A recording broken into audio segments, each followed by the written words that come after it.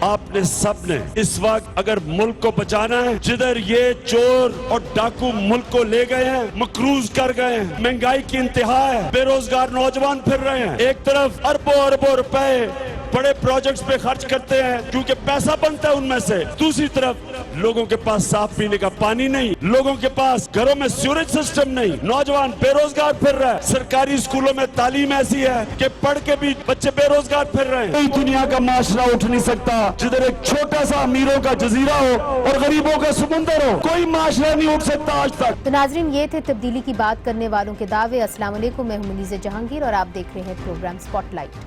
مہنگائی کی صورتحال آپ سب کے سامنے ہے۔ چلیں 18 ماہ بعد حکومت کے اپنے اعداد و شمار کا ذکر کرتے ہیں۔ آج سٹاک ایکسچینج 1200 پوائنٹس نیچے آئی۔ اب بات کرتے ہیں قرضوں کی۔ جون 2018 میں قرضے تقریباً 25 ٹریلین تھا، ایک سال میں اس میں 28% اضافہ ہوا۔ اب ہر پاکستانی 1,54,000 روپے کا مقروض ہے۔ جنوری 2020 میں مہنگائی کی شرح 14.6% رہی۔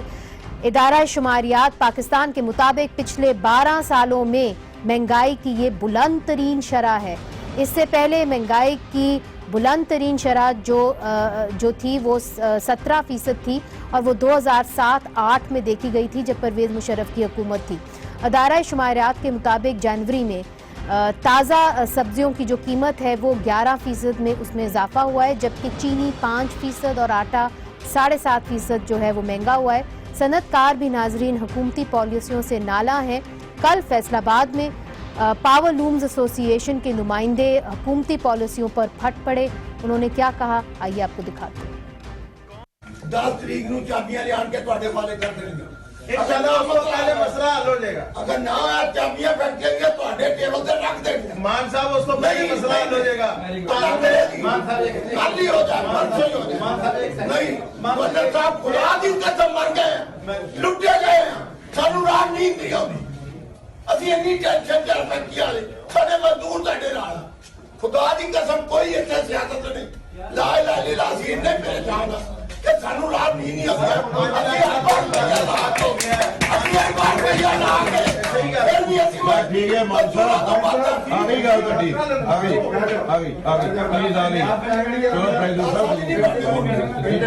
ان موضوعات پر بات کرنے کے لیے ہمارے ساتھ موجود ہیں سینیٹر نعمان وزیر کھٹک صاحب، جن کا تعلق پاکستان تحریک انصاف سے ہے اور اکانومی کے اوپر وہ گہری نظر رکھتے ہیں۔ ڈاکٹر عائشہ غوث پاشا صاحبہ جو ہیں وہ بھی ہمارے ساتھ ہیں، MNA ہیں پاکستان مسلم لیگ نون سے، اور جو اکنامک ٹیم تھی شہباز شریف صاحب کی پنجاب میں، ان کو بھی ہیڈ کری تھی۔ آپ دونوں کا بہت بہت شکریہ۔ سب سے پہلے نعمان وزیر کھٹک صاحب، سوال اب یہ ہے، کرونا وائرس کا بھی جو معاملہ ہے وہ سامنے آیا ہے۔ ظاہر ہے چین جو ہے بڑا سرمایہ کار ہے پاکستان کے اندر، تو اب جب سے کرونا وائرس کا یہ معاملہ شروع ہوا ہے، اس کے جو منفی اثرات ہوں گے وہ پاکستان کی اکانومی پہ کتنے گہرے ہوں گے؟ دیکھیں، تھینک یو ویری مچ۔ اس کے تو نیچرلی کرونا وائرس کے پاکستانی چائنا پر بھی بہت بڑے افیکٹ پڑے گا اس کا، کیونکہ اس کی اکانومی کافی پروونسز میں اسپیشلی جہاں جو جدھر یہ افیکٹڈ ہے ادھر اس کا گروتھ ریٹ رکی گیا ہے تقریباً۔ پاکستان کا میرے خیال میں ساری دنیا پر جو افیکٹ پڑے گا ویسے پاکستان پہ بھی افیکٹ پڑا ہے، سی پیک پر بھی تھوڑا بہت افیکٹ پڑے گا۔ May be another 15-20 days delay ہو جائے سارا کچھ، اگر بہتر ہونا شروع ہو جائے وہاں۔ نعمان صاحب، بات اصل میں یہ ہے کہ کل بھی ہم گئے کراچی کے لیاری کے علاقے میں، وہاں پہ لوگ جو ہے مہنگائی کو رو رہے ہیں۔ اب ان کو نہیں پتا کہ جی آپ کی سرکولر ڈیٹ، یہ ساری جو ہیں ان باتوں کو وہ نہیں سمجھتے۔ اتنی مہنگائی ہو گئی ہے کہ اب لوگوں کی پہنچ سے باہر جو ہے وہ روزمرہ کی چیزیں بھی ہو گئی ہیں، جس طرح کہ سبزیاں، دال، چاول۔ اب اس کے لیے جو آپ مدینہ کی ریاست بنانے جا رہے تھے وہ تو خواب سا بن گیا ہے۔ ابھی تو جو حالات ہیں اگر آپ ان کو ایک سال پہلے بھی لے جائیں تو لوگ جو ہے وہ آپ کو دعائیں دیں گے۔ بالکل آپ ٹھیک کہہ رہی ہیں، میں ایگری ود یو۔ جو فیڈرل بیورو آف اسٹیٹسٹک کا ڈیٹا ہے 14.26 انفلیشن ہے، almost 15%۔ You right, you did right. لیکن دیکھیں انفلیشن شروع کدھر سے ہوئی؟ آپ نے 110 کا ڈالر پکڑا ہوا تھا، آپ نے 155 پر کیا، یہ آپ کی حیثیت تھی پاکستانیوں کی، آپ کا 155 کا ڈالر ہونا چاہیے تھا۔ اس کے ساتھ آپ کا trade deficit, current account deficit وغیرہ سارا بہتر ہوا ہے۔ وہ آپ نے جب 155 پر کریں گے تو انفلیشن ہوئی، there's nothing else، انفلیشن ہونی تھی۔ But how much can you blame it on the previous government؟ اسی لیے We only thing that we blame on the previous government is کہ اسحاق ڈھار نے اس کو artificially low رکھا، اور مفتاح صاحب جب آئے انہوں نے اس کو ذرا فلوٹ کیا, اور جو صحیح چیز ہے IMF ورلڈ بینک. آپ سمجھتے ہیں جو مہنگائی ہوئی ہے وہ اس لیے ہوئی چونکہ ڈالر کو آپ نے جو ہے, بلکہ روپی کو آپ نے آرٹیفیشلی فلوٹ کیا ہوا تھا, آپ نے آرٹیفیشلی کنٹرول کیا ہوا تھا. عائشہ صاحبہ جی دیکھیے, ابھی جو کرنٹ لیول آف انفلیشن ہے اس کے فگرز جو ہم دیکھ رہے ہیں اس وقت, تو کنزیومر پرائس انڈیکس کی تو آپ نے آلریڈی بات کر دی. اس وقت جو فوڈ پرائس انفلیشن ہے وہ 24% پہ تقریباً پہنچا ہے, 23-24% پہ. اب یہ کہنا کہ یہ پچھلے حکومتوں کے وجہ سے تھی, تو میں آپ کو صرف 2-3 چیزیں بتاتی ہوں کہ یہ کیوں مناسب بات نہیں ہے. ایک تو سب سے پہلے یہ, اگر آپ اس انفلیشن کے کازز اٹھا کے دیکھیں کہ کس وجہ سے یہ انفلیشن ہو رہا ہے, 4-5 وجوہات ہیں جو کہ بالکل کلیئرلی سامنے آ رہی ہیں. ایک, آپ نے ڈسکاؤنٹ ریٹ بہت بڑھا دیا جس کی وجہ سے آپ نے جو ورکنگ کیپٹل تھا اور جو کاسٹ آف پروڈکشن بہت ہائی کر دی. دوسرا, آپ نے ریویلیویشن بہت تیزی سے کیا جس کی وجہ سے امپورٹڈ انفلیشن بڑھ گیا. تیسری وجہ یہ تھی کہ آپ نے انڈائریکٹ ٹیکسز بے انتہا ڈال دیے. آپ نے جتنا بھی فسکل ایفرٹ اس بجٹ میں کیا 70% اس میں سے تو انڈائریکٹ ٹیکسز تھے, تو آپ نے ہر افراط زر تو خود ہی پروموٹ کر دیا. چوتھی وجہ اس کی بیسکلی یہ ہے کہ آپ کی ٹوٹل مس مینجمنٹ ہو رہی ہے, آپ لوکل لیول پہ کنٹرول نہیں کر پا رہے, ہوڈنگ, کارٹلائزیشن. تو یہ 4 چیزوں سے آپ کس طرح ریلیٹ کر رہے ہیں اسے پچھلی حکومت سے؟ یہ ساری چیزیں تو آپ نے اپنے آپ ہی کی ہیں پچھلے 1.5 سال میں, تقریباً 1.5 سال جو آپ کی اس کا جواب ویسے لینا چاہیے نعمان صاحب. ساری پالیسی چینج, بڑے انہوں نے آپ سے جو پالیسی چینجز اور گورننس کی چینجز, اسپیسیفک آپ سے سوال انہوں نے کیے ہیں, خاص طور پہ ڈی ویلیویشن جو ہے آپ نے بڑی تیزی سے کی, وہ کہتے ہیں. دیکھیے میں عائشہ, آل ریسپیکٹ فار عائشہ صاحبہ, شی از ویری ویل نالجبل, لیکن میں بھی ایک فیلڈ میں بزنس کمیونٹی انڈسٹری ساتھ پھرتا رہتا ہوں, and I get a feedback what is happening. Business community تو رو پٹ رہی ہے. لیکن نہیں, جو میں بتاتا ہوں کیا بات ہے. دیکھیں آپ نے ڈسکاؤنٹ کیا کوئی 25% تک وہ کیا ڈی ویلیو کیا اپنے روپیز کو. انفلیشن آپ کی 14% ہے, اس کا امپیکٹ 25-24% کا آئے گا, اتنا ہی آنا تھا, 14% آنا تھا. there is no other way, آپ کو کرنا تھا, اس کو ڈی ویلیو کرنا تھا, اپنے روپی کو 155 پر لانا تھا. ایک تو یہ بات. ایک کوئی آدمی بتائے in all sanity who would like inflation to take place, سب سے زیادہ مگر اب آپ کا پلان کیا ہے, what is the big game plan؟ چونکہ اب یہ کہا جا رہا ہے کہ جو آپ نے ریونیو کلیکشن کرنی تھی وہ تو آپ سے نہیں ہوئی, آپ نے سارے ٹارگٹس مس کر دیے, ٹھیک ہے جی. اور شبر زیدی صاحب جو ہے وہ ایک لانگ لیو پہ چلے گئے تھے, حالانکہ آپ لوگ ان کو خود لے کے آئے تھے, مگر اب یہ خبریں ہیں کہ ان سے آپ کی حکومت ناراض ہے. بہرحال یہ ایک مشکل ٹاسک تھا اور خود آپ ان کو لے کے آئے تھے, ہی از اے ویری کیپیبل پرسن. بہرحال وہ بھی ایک مس مینجمنٹ کے اس کے زمرے میں آ گیا. سوال یہ ہے کہ اب آپ کریں گے کیا؟ یہ بھی بات کی جا رہی ہے کہ آپ جو اسٹیٹ انٹرپرائزز ہیں ان کی نجکاری کر دیں گے اور پھر ادھر سے پیسے لے آئیں گے. اب جب آپ اسٹیٹ کی ان کی انسٹیٹیوشنز کو نجکاری کریں گے تو پاکستان پیپلز پارٹی نے تو نہیں, PMLN نے کرنے کی کوشش کی تھی. عائشہ صاحبہ بیٹھی ہوئی ہیں, وہ بتا دیں گی کیا ان کے ساتھ کیا ہوا تھا, مظاہرے ہوئے تھے. ٹھیک ہے, دیکھیں جی میں آپ کو بڑا فرینک بات کرتا ہوں, irrespective of party affiliation anything. آپ کی 186 اسٹیٹ اونڈ انٹرپرائزز ہیں, یہ کوئی 1300 بلین لاس کرتے ہیں.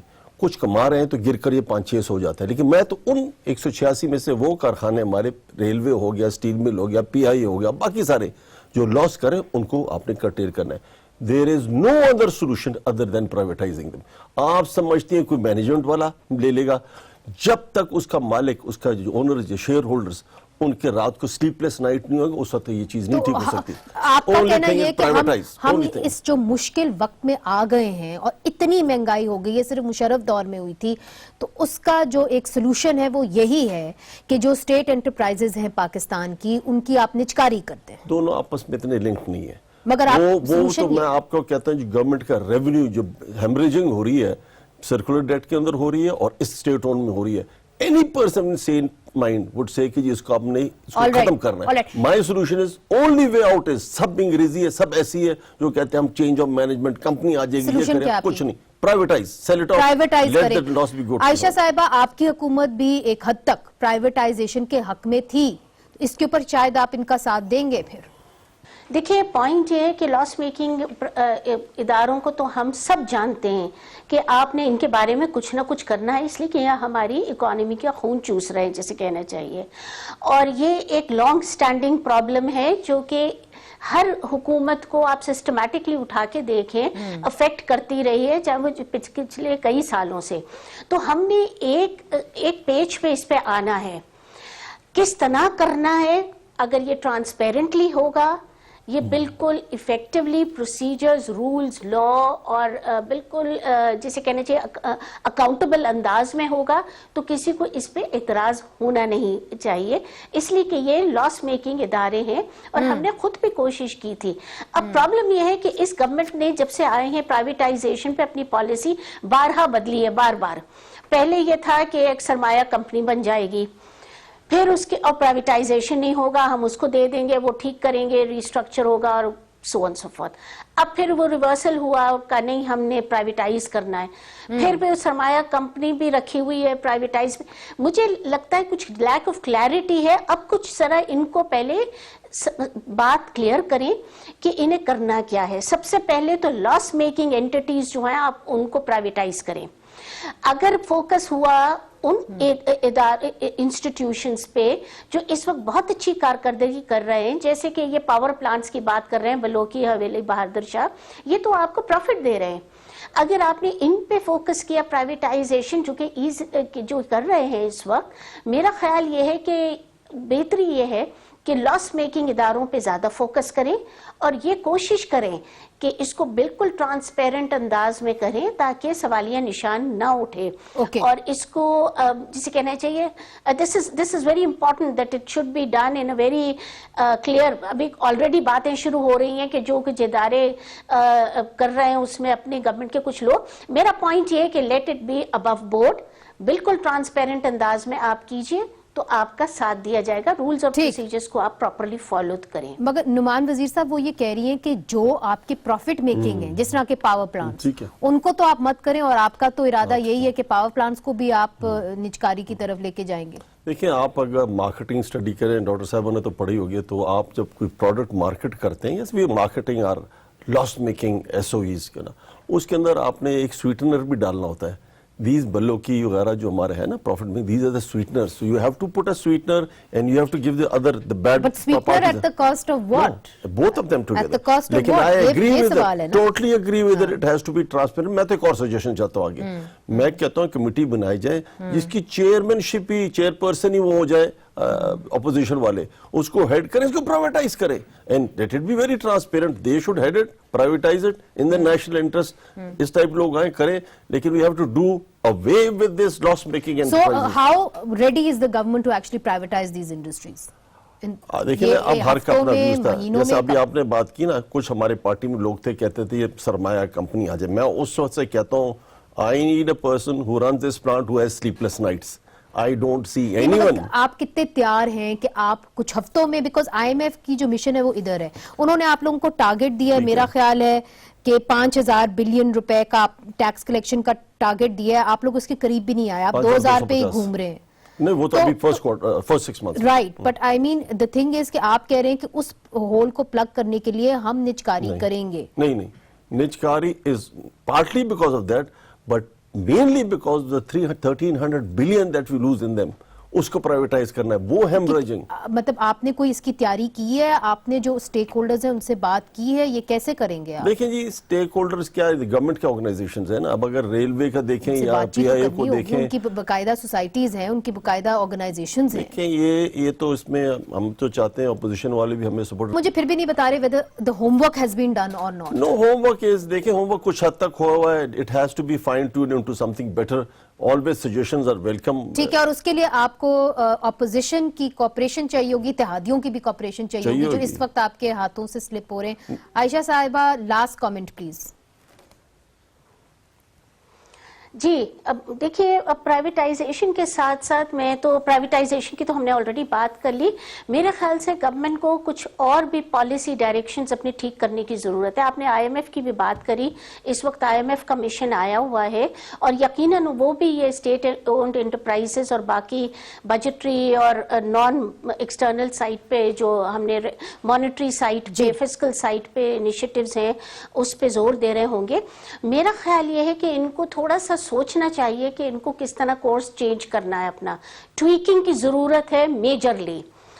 اور جب تک یہ کریں گے نہیں، جو مقاصد یہ حاصل کرنا چاہ رہے ہیں وہ ہوتے نظر آ نہیں رہے. ٹھیک. اس وقت اگر اکانومی ہی نہیں چلے گی تو کہاں سے ٹیکس ریونیو بڑھے گا، کہاں سے کوئی فورن ڈائریکٹ انویسٹمنٹ آئے گی، کون انٹرسٹڈ ہوگا پاکستان میں آ کے پیسہ لگانے میں، کچھ چیز پرائیویٹائز کرنے میں. یہ ان کو میجر پالیسی ری تھنکنگ کی اس وقت گورنمنٹ کو ضرورت ہے. بہت بہت شکریہ عائشہ غوث پاشا صاحبہ اور نعمان وزیر کھٹک صاحب. ناظرین، نجکاری کی بات ہو رہی ہے، حکومت اس کے بارے میں سوچ بھی رہی ہے، کیا انہوں نے ہوم ورک کیا ہے کہ نہیں، یہ دیکھنا ابھی باقی ہے. ادھر ایک چھوٹا سا وقفہ لیتے ہیں اور وقفے کے بعد فارن پالیسی پہ بات کرتے ہیں، افغانستان کے بارے میں بات کرتے ہیں. چونکہ اگر آپ کی معیشت بہتر ہونی ہے تو آپ کو پولیٹیکل سٹیبلٹی کی ضرورت ہے، اور اگر پولیٹیکل سٹیبلٹی ہونی ہے تو پورے خطے میں ہونی ہے. اس پہ بات کریں گے وقفے کے بعد. ویلکم بیک ناظرین. خطے میں خاص طور پہ پاکستان میں تب تک دیر پا امن نہیں آ سکتا جب تک افغانستان میں طالبان جنگ بندی کی طرف نہیں آتے. اس حوالے سے امریکہ نے پاکستان سے امید لگائی ہوئی ہے کہ وہ طالبان پر اثر انداز ہو کر امن مذاکرات کو حقیقت بنائیں. پاکستان کا انحصار امریکہ پر ہے، ہماری فوجی امداد امریکہ سے آتی ہے، اور امریکہ چاہے تو ہمیں FATF کی گرے لسٹ سے نکلوانے میں کردار ادا کر سکتا ہے تاکہ پاکستان میں بیرونی سرمایہ کاری کی راہ میں کوئی رکاوٹ نہ رہے. افغان طالبان کے امریکہ کے ساتھ ہونے والے مذاکرات میں اصل مسئلہ یہ ہے کہ افغانستان میں تشدد کی کارروائیوں میں کمی کیسی لائی جائے اور اس کے خد و خال کیا ہوں گے. قطر کی جو میزبانی میں ہونے والے مذاکرات ایک دفعہ جو ہیں وہ پھر سے تعطل کا شکار ہو چکے ہیں، چونکہ طالبان کی طرف سے موسم سرما میں ایک دفعہ پھر تشدد کی کارروائیوں میں اضافہ ہو گیا ہے. واشنگٹن کی طرف سے مطالبہ کیا جا رہا ہے کہ امن معاہدے سے پہلے تشدد کی کارروائیوں میں کمی لائی جائے، لیکن طالبان کی طرف سے اس مطالبے کی مخالفت کی گئی ہے. اگر امریکہ اور طالبان ان سمجھوتوں پر دستخط کرتے ہیں تو اس کے نتیجے میں افغانستان میں تعینات تقریباً 13,000 امریکی فوج کا مرحلہ وار ملک سے انخلا ہوگا. اس کے بعد طالبان افغان براہ راست بات چیت کر سکیں گے تاکہ ملک بھر میں جنگ بندی اور سیاسی شراکت داری سے متعلق معاملات زیر غور آ سکیں. امن مذاکرات کے حوالے سے ایک رپورٹ دیکھتے ہیں. امریکہ اور طالبان کے درمیان اختلاف افغانستان میں ہونے والی تشدد کی کارروائیوں پر ہے. امریکہ تشدد کی کارروائیوں کا خاتمہ چاہتا ہے، جبکہ طالبان کی طرف سے اس مطالبے کو سنجیدہ نہیں لیا جا رہا. آج American secretary of state mic Pompeo نے ازبکستان میں کہا ہے کہ طالبان ڈیل کو دستخط کرنے سے پہلے ثبوت دیں کہ افغانستان میں تشدد کی کارروائیوں میں کمی آ گئی ہے، جس کے باعث امن مذاکرات اور امریکی فوجیوں کے انخلا کی راہ ہموار ہوگی. قطر کی میزبانی میں جاری امن بات چیت میں یہ تازہ ترین تعطل ایسے وقت سامنے آیا جب شدید سرد موسم کے باوجود گزشتہ ہفتے امریکی حمایت یافتہ افغان حکومت کی افواج کے خلاف طالبان کے حملوں میں تیزی آئی. تشدد کی ان کارروائیوں میں دونوں فریقین کے درمیان لڑائی میں شامل لوگ ہلاک ہوئے. طالبان کی مذاکراتی وفود کے ترجمان نے بتایا کہ بات چیت کو لاحق تازہ ترین دشواریوں کا ذمہ دار امریکی فریق ہے.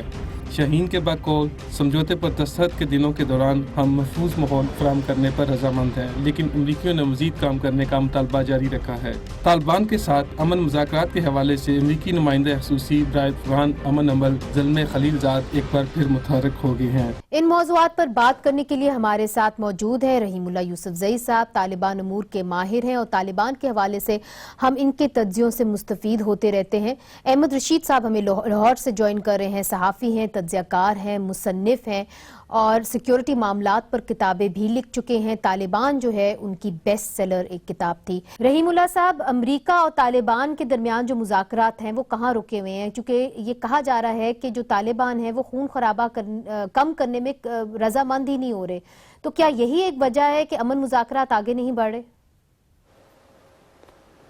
نہیں، میرے خیال میں یہ تو ایک وجہ ہے، اور بھی وجوہات ہیں. اور طالبان نے تو یہ کہا ہے کہ وہ اپنے حملوں میں کمی لے کر آئیں گے، لیکن اس کو وہ جوڑ رہے ہیں جو امن ایگریمنٹ ہونا ہے.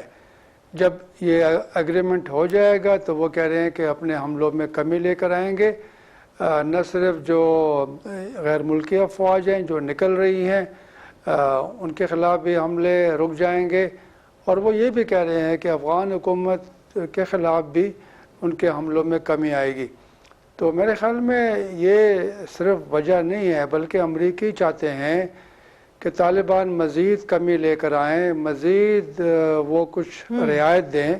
اس وقت جو ڈیڈ لاک ہے امریکہ اور طالبان کے درمیان وہ اس کے اوپر ہے کہ ریڈکشن ان وائلنس، خون خرابہ کم کرنے کو ہم کیسے دیکھیں گے.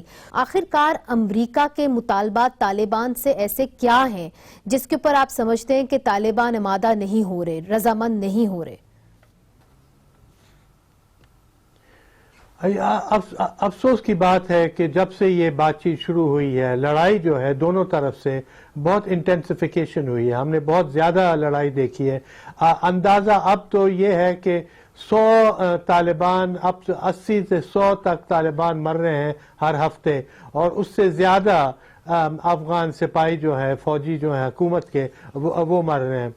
تو اور امریکہ زبردست بمباری کر رہا ہے جو زیادہ رپورٹنگ اس کی نہیں ہوتی ہے، مگر اتنے بم اس نے گرائے ہیں کہ اس میں سویلینز بھی بہت مارے گئے اور افغان سپاہی. اب مسئلہ یہ ہے کہ دونوں طرف ان کا سوچ یہی ہے کہ امن سے پہلے ایک جھٹکا دینا چاہیے لڑائی کا، مگر یہ جھٹکا چلا آ رہا ہے. اب 6 مہینے ہو گئے ہیں اور یہ لڑائی رکی نہیں ہے. تو اور ابھی تک بہت سی کمزوریاں ہیں. ایک تو افغان حکومت نے اپنی نیگوشیٹنگ ٹیم ابھی تک نہیں بنائی ہے اور سیدھے بات نہیں کر رہے ہیں کہ کیا کتنے آدمی ہوں گے، کون ہوگا، یہ وہ. دوسری طرف سے طالبان نے صاف واضح نہیں کر رہے کہ وہ کب رکیں گے اور کیسے رکیں گے، اور وہ ان کی کیا نیگوشیٹنگ پوزیشن ہے کسی کو کوئی پتہ نہیں ہے.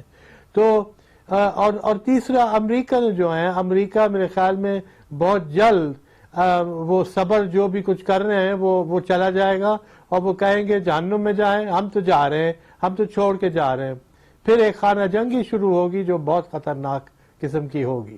احمد رشید صاحب کا یہ کہنا کہ جی یک طرفہ جو ہے امریکہ وہ انخلا کر سکتا ہے اپنے ٹروپس کا اور یک طرفہ جنگ بندی کر سکتا ہے، اس طریقے سے یونیلیٹرل سیز فائر کر دے گا کہ تنگ آ کے نکل آئے گا. ٹرمپ صاحب جو ہیں وہ انپریڈکٹیبل ہیں، کبھی کچھ کرتے ہیں کبھی کچھ. آپ اسے اگری کرتے ہیں، متفق ہیں اس بات سے؟ دیکھیں بالکل یہ صحیح ہے کہ ٹرمپ جو ہیں ان کے اوپر کوئی بھروسہ نہیں ہے، وہ کچھ بھی کر سکتے ہیں. لیکن یہ بھی ان میں ایک ہم نے دیکھا ہے کہ وہ اپنے فیصلے واپس بھی لیتے ہیں. طالبان سے مذاکرات ختم کیے، وہ پھر سے شروع کر دیے. وہ کہہ رہے ہیں کہ اپنی فوج کو نکالیں گے، اور پھر انہوں نے مزید فوجی افغانستان بھجوائے تھے. اور ابھی میرے خیال میں وہ یہ بھی کہہ رہے ہیں کہ ہم افغانستان کا مسئلہ جو ہے وہ طاقت کے ذریعے بھی حل کر سکتے ہیں. ٹوٹل وکٹری انہوں نے لفظ استعمال کیا تھا. تو ٹرمپ کے حوالے سے کوئی بات حتمی طور پر کہنا ممکن نہیں ہے. لیکن میرے خیال میں اگر ٹرمپ کا ارادہ ہے کہ وہ ایک طرفہ طور پر اپنی فوج نکالیں گے تو میں سمجھتا ہوں کہ ان کی حکومت کے اندر سے اس کی مخالفت ہوگی. پینٹاگون، اسٹیٹ ڈپارٹمنٹ، میرے خیال میں وہاں پہ مخالفت ہوگی. ان کو سمجھایا جائے گا اور وہ ایسا فیصلہ نہیں کریں گے، کیونکہ اگر وہ فوج نکالنے کے ذریعے یہ وعدہ کر کے، یہ ایگریمنٹ کر کے طالبان سے کوئی اپنی شرائط منوا سکتے ہیں تو وہ منوائیں گے. اگر وہ اس طرح نکل جائیں بغیر طالبان سے کوئی شرائط منوائے ہوئے تو پھر تو امریکہ کو نقصان ہوگا اور طالبان کو مگر فائدہ آپ کو لگتا ہے کہ طالبان ان کی یہ شرائط مان جائیں گے، اور خاص طور پہ یہ شرط کہ جی آپ کو خون خرابہ میں کمی لانی ہوگی ورنہ آگے بات چیت یا کوئی ڈیل نہیں ہو سکتی؟ لیکن طالبان سے جو ہمارا رابطہ ہوتا ہے جی وہ بالکل چاہتے ہیں کہ یہ امن معاہدہ ہو جائے. دیکھیں ان کا پچھلے 18 سال سے یہی مطالبہ رہا ہے کہ یہ غیر ملکی فوج حملہ آور ہے، اس نے قبضہ کیا ہے، یہ ان کو نکلنا پڑے گا، ان کے خلاف ہم جہاد کر رہے ہیں. ان کا جو نیریٹو ہے اس کے لیے ضروری ہے، جو بیانیہ ہے کہ یہ غیر ملکی فوج نکل جائے تاکہ طالبان کہہ سکیں کہ ہم نے ایک سپر پاور کے خلاف جنگ کی ہے اور اس کو شکست دی ہے. امریکہ جو ہے وہ چاہتا ہے کہ طالبان مزید کچھ باتیں مانیں. ویسے بھی انہوں نے نکلنا ہے لیکن وہ طالبان سے کچھ حاصل کر کے کچھ اپنی شرائط منوا کر نکلنا چاہتے ہیں. یہ الزام لگتا ہے صدر غنی کے اوپر کہ وہ شاید نہیں چاہتے کہ طالبان کے ساتھ مذاکرات کامیاب ہوں، کہ جنگ بندی کی طرف معاملات جائیں، کیونکہ اگر یہ ہوتا ہے تو پھر ان کی جو صدارت ہے وہ جا سکتی ہے ان کے ہاتھ سے. یہ ان کے اوپر تنقید کی جاتی ہے that he is really a spoiler in this whole process. آپ اس کو کیسے دیکھتے ہیں؟ یہ ایک بہت بڑا گیمبل ہے جو صدر غنی کھیل رہے ہیں. وہ ان کی کمزوری بھی بہت زیادہ ہے.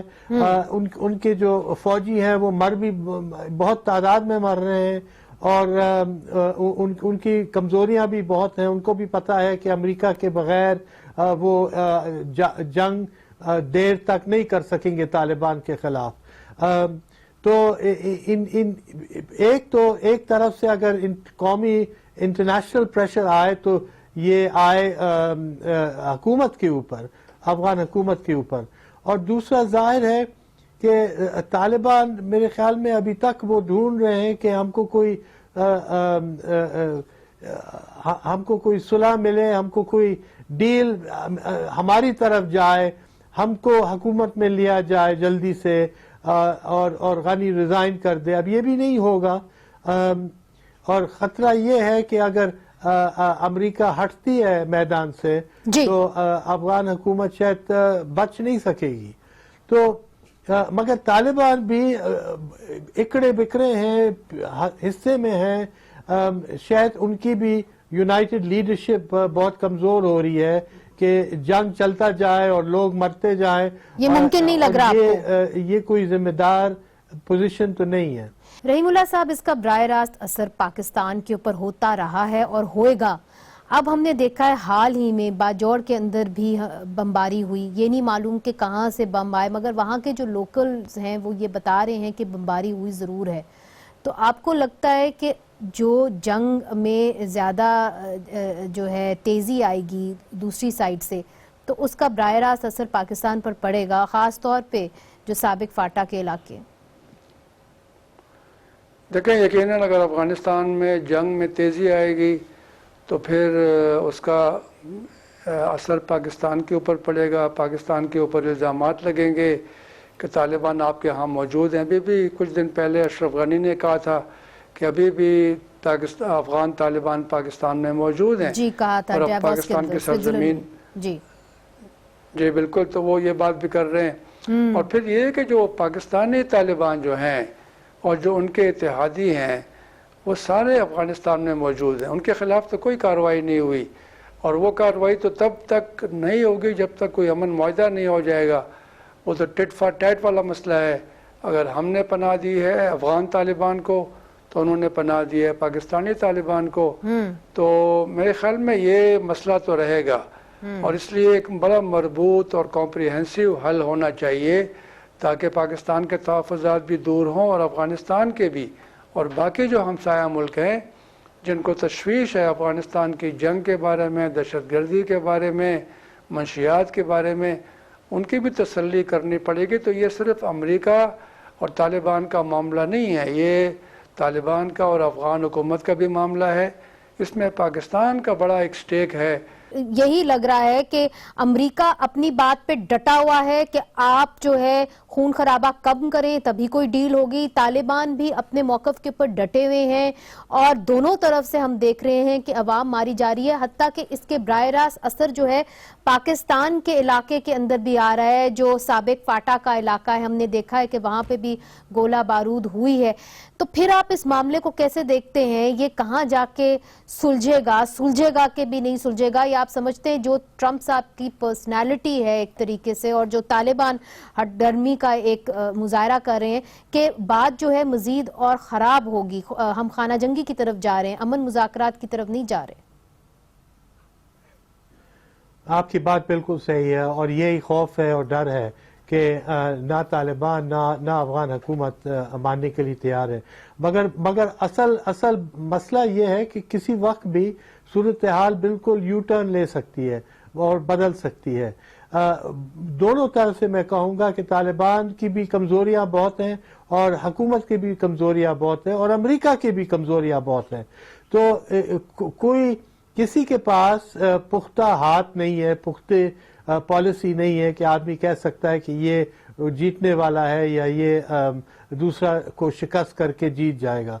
तो इतनी अनसर्टेनिटी, अनप्रेडिक्टेबिलिटी और जो आसपास वाले नेबर्स हैं उनकी पॉलिसी भी बिल्कुल ट्रांसपेरेंट नहीं है। अगर पाकिस्तान को देखें, चीन को देखें, सब वैसे सब तो कह रहे हैं कि जी जंग बंदी हो, मगर कोई कदम नहीं उठाने के लिए तैयार है कि कैसे जंग बंदी हो। देखें, यहाँ पर तो कई ऐसे मुल्क हैं, कई ताकतें हैं जिनके अपने अपने मकासद हैं और कोई ऐसा ब्रॉड अंडरस्टैंडिंग नहीं हुई, कोई इत्तेफाक राय नहीं हुआ। तो अभी इंडिया और पाकिस्तान को ले लें, उनके मुख्तलिफ मकासद हैं। ईरान और अमेरिका की चपकलिश है। ईरान का बस चले तो वो न सिर्फ इराक़ में बल्कि अफ़गानिस्तान में भी और बाकी मशरक़ी वस्ता के मुल्कों में भी अमेरिका के लिए मुश्किलात पैदा करे। और मैं समझता हूँ कि चीन और रूस और ये जो सेंट्रल एशिया के मुल्क हैं, तो ये सारे मेरे ख्याल में परेशान हैं। वो समझते हैं कि अमेरिका जो है वो अपनी शराइत मनवाने के लिए वो मुज़ाकरात को आगे नहीं बढ़ने दे रहा। पहले भी ट्रंप ने पिछले साल 8 सितंबर को मुज़ाकरात ख़त्म कर दिए, अभी भी वो शराइत लगा रहे हैं। अफ़गान हुकूमत बड़ी कमज़ोर है लेकिन वो भी शर्त लगा रही है। तो मेरे ख्याल में जब शराइत लगाएंगे तो फिर तो बात आगे नहीं बढ़ेगी। बहुत बहुत शुक्रिया रहीमुल्लाह यूसुफजई साहब, अहमद रशीद साहब, दोनों जो हैं वो ये कह रहे हैं कि अगर इस मसले का हल होगा तो वो सियासी होगा और उसके अंदर जितने भी रीजनल पावर्स हैं, सिर्फ अमेरिका, पाकिस्तान, अफगानिस्तान नहीं मगर तमाम जो रीजनल पावर्स हैं उनको मिलके बातचीत करके एक सियासी हल ही निकालना होगा। आज के लिए इजाज़त दीजिए, खुदा हाफिज।